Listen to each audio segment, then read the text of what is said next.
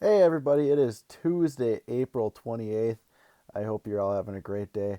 I'm joined here by Mouse from If You Give a Mouse a Cookie, and he will help me out as I go through today's messages, suggestions, and our next part of our read aloud. So here we go for today.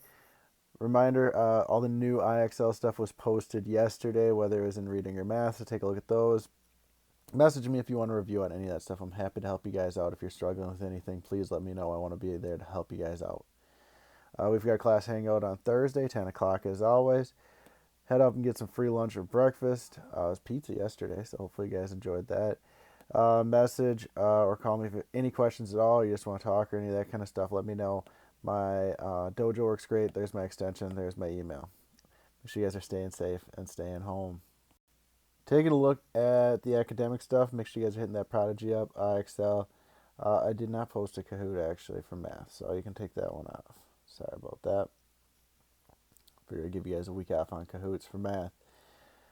Reading though, there is AR 20 30 minutes. Make sure you take a look at those. IXL, take a look at that as well. Ms. Summerfeld posted that in reading. Social studies, I did send out a Kahoot there. It has to do with the symbols and the flag, so take a look at that one. And then we also have FIAD, all of that stuff. Mr. Buckley, Mr. Warner, Mrs. Lesner, and Mr. Newkirchen has been posting in the specialist section, so take a look at those. Again, here's the math standards that I put up. I kind of went through a few of them yesterday. But if you have any questions, please let me know, especially when it comes to measuring with using an inch ruler. Here I added an actual ruler. So keep in mind when we're looking at this, these larger lines are always going to be your inch lines, right? So here's 1 inch. Now if we go halfway in between here, this would be a half an inch, right? And then if you take a look at green, that'd be right here, and this one as well. This would be 1/4. This would be 2/4, and this would be 3/4. And you can go one further, and halfway in between each one of those, we've got our yellow, and those would be eighth, right? So we've got 1/8, 2/8, which is the same as 1/4, 3/8, 4/8, which is the same as 1/2, 5/8, 6/8, which is the same as 3/4, and 7/8. So hopefully that sounds a little bit familiar to you guys. And then obviously you'd move these out, to wherever it be. So if I was looking at, for example, this line right here, this green line, this is going to be 1 whole inch. It's less than 2. It's less than 2 inches. This line right here, this is going to be 1 whole inch. And then we've got to figure out where it is, right? So the longer the line, the smaller the denominator. This would be 1 1/2. It's halfway between here and here. So we can just look at their fourths. This is going to be 1 3/4. So hopefully that's something you guys can handle. The city of Ember is our story. And so we've got a big discovery yesterday. They found something they'd never seen before. We know them as boats. But remember, they're trapped in this city, and they don't really have boats. This is all new information kind of stuff to them. So, this is something they're kind of wrapping their heads around right now. The city of Ember. Here's our map again. Pipeworks. They're somewhere underneath here, um, underneath the city around here. And again, here's our directions. They kind of figured out some of these things with boats stocked with necessary equipment. So we've kind of started to figure out some of these different things of what they're finding, right? Finding the steel panel to the right. So they're figuring some of this stuff out. And now they know that to leave, they must go down the river. So, chapter 15, a desperate run. "This can't be right," said Dune. "If the river is the way out of Ember, why is there just one boat? It's only big enough for 2 people." "I don't know," said Lena. "It is strange. Let's look around some more." They stood up. Dune went back to where they'd left the boxes to get another candle. He brought it into the boat room and lit it. The room grew twice as bright. Right away they saw what they hadn't noticed before. In the back wall was a door almost as wide as the whole room. When they went up to it, they could see that it, too, was a sliding door. Dune took hold of the handle that was on the right and pulled sideways, and the door rolled smoothly open to reveal more darkness. They stepped in. They could guess from the echoing sound of their voices when they spoke that there was a tremendous room. Though the ceiling was low, they couldn't see it over their heads. The candlelight glinted off something shiny, and they went in farther to see if the room was filled with boats, row upon row of them, all just like the one in the first room. "There must be hundreds," Lena whispered.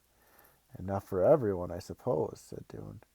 They wandered around a bit, but there wasn't really much to see. All the boats were the same.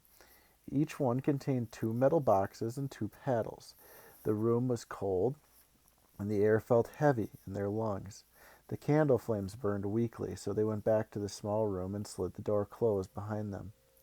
"I guess," said Lena, "that this first boat is meant to as sort of a sample. We learn what's what on this one, and the signs: boat, paddles, candles, matches." They went back to the river's edge. Lena blew out her candle and began closing up the boxes they'd opened. Dune blew out his, too. "I'm going to take my candle with me," he said, "to look at it later. I want some matches as well." He took a packet of matches from the box and tucked it inside his shirt. Lena returned the boxes to the boat and room and slid the door closed. Then he and Dune stood together at the ledge and gazed down. Less than a foot below, the river rushed by. A short distance downstream, it plunged into the dark mouth of the wall and disappeared. "Well," he said, "we found it." "We found it," Lena repeated wonderingly. "And tomorrow, at the start of the singing," said Dune, "we'll stand up in Harkin Square and tell the whole city." When they came up out of the pipeworks, it was nearly 6 o'clock. They hadn't realized that they'd been down there so long. Both Dune's father and Mrs. Murdo would be wondering where they were. They stood for a moment under the lamppost, just long enough to agree on a time to meet the next day and plan their announcement. Then they hurried home. When Dune's father asked why he was so late, he said that a song rehearsal had gone long. He wanted to shout to his father, "We found the way out! We're saved!" But he held it to himself for the sake of this moment of glory. Tomorrow, when his father saw them on the steps of the gathering hall, he would be so overcome with surprise and pride that he would go weak in the knees, and the people standing next to him would have to catch him and hold him up. And the announcement would be above the thieving mayor. That would probably happen tomorrow, too. Dune had almost forgotten about it in the excitement of finding the boats. The mayor's arrest and the city rescue, both at once. It was going to be an amazing day. Racing thoughts kept Dune awake almost until morning. The day of the singing was a holiday for the entire city. All of the stores and the other businesses were closed. That meant that Dune didn't have to go to the pipeworks. His father didn't have to go to the shop, either. But he was going to go anyhow. If he wasn't in his shop fussing with his merchandise, he didn't know what else to do with himself. Dune dawdled over his breakfast and carrot sticks and mashed turnips, waiting for his father to go. He wanted to get ready for the journey downriver. They probably wouldn't leave for a few days, and he and Lena would make their announcement tonight, and the people would need time to get organized before they could leave the city. But it was too exciting to sit around and do nothing. As soon as his father left, Dune slipped the case off his pillow. This would be his traveling pack. He put the candle and matches. He put in the key he'd borrowed from the pipeworks office. He put in a good-sized piece of rope that he'd found in the trash heaps and had been saving for years, and a bottle for water. He put in an ancient folding knife that his father had given to him, which had come down through the generations of his family and which he used to chop off his bangs when they got so long that they tickled his eyelids. He put in some extra clothes in case he got wet and some paper and a pencil so that he could write a record of the journey. Along with these things, he crammed in a small blanket. It might be cold in the new city, and a packet of food, 6 carrots, a handful of vitamins, some peas and mushrooms wrapped in lettuce leaf, 2 boiled beets, and 2 boiled turnips. That should be enough. Surely, when they got to where they were going, the people who lived there would give them something to eat.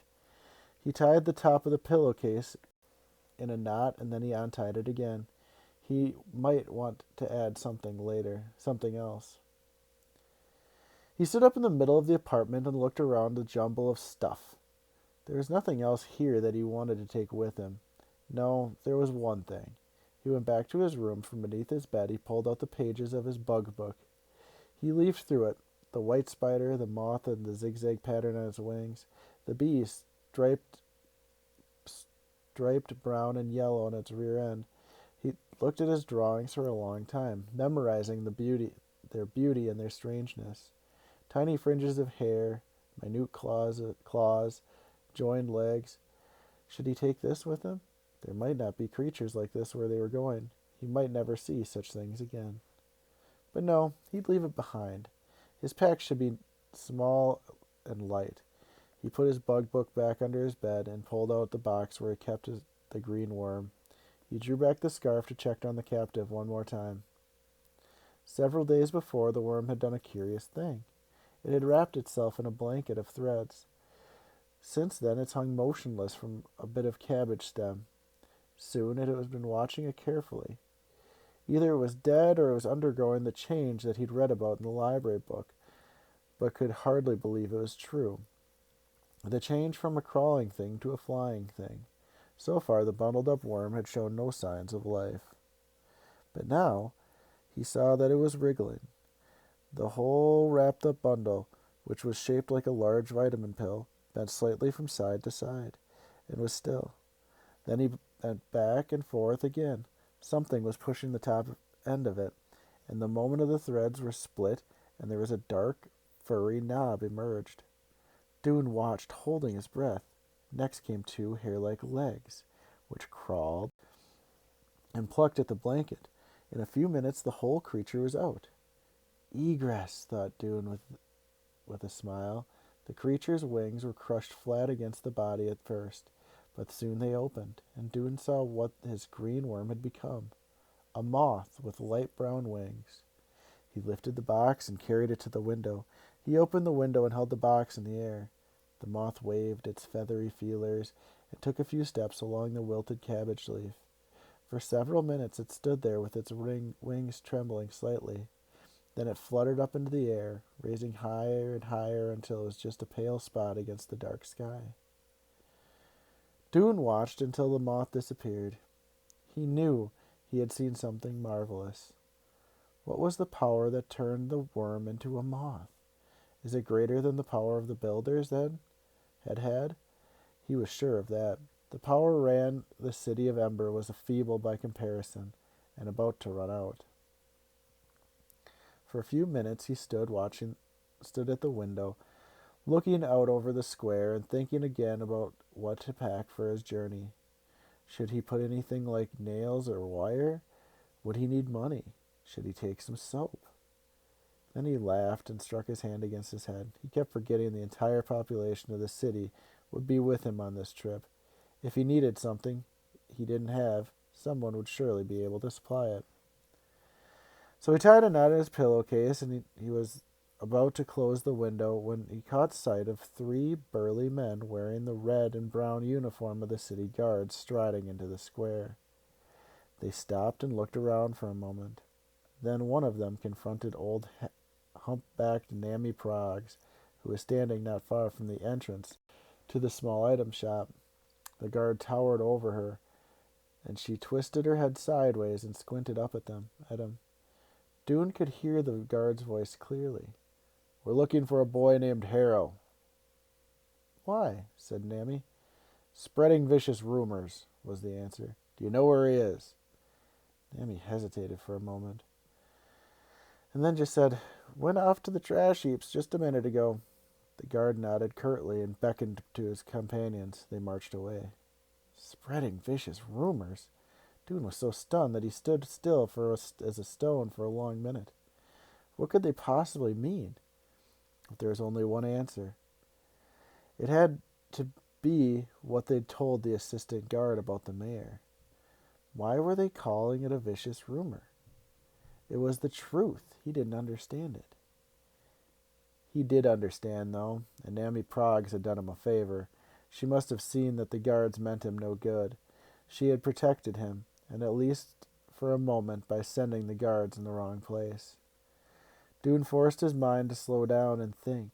Why did the guards think that he and Lena were lying? Obviously, they didn't investigate the room in Tunnel 351. If they had, they'd know the truth, and they'd know that Lena was telling the truth. He could think of only one other possibility. The guards, at least some of them, already knew what the mayor was doing. They knew about it and wanted it to stay a secret. And why? It was clear. The guards, too, were getting things from the storerooms. It had to be the answer. For a moment, the fear he'd felt when he saw the guards was replaced by rage. The familiar hot wave rose in him, and he wanted to grab a handful of his father's nails or pot shards and throw them against the wall. But all at once he remembered. If the guards were after him, they'd be after Lena, too. He had to warn her.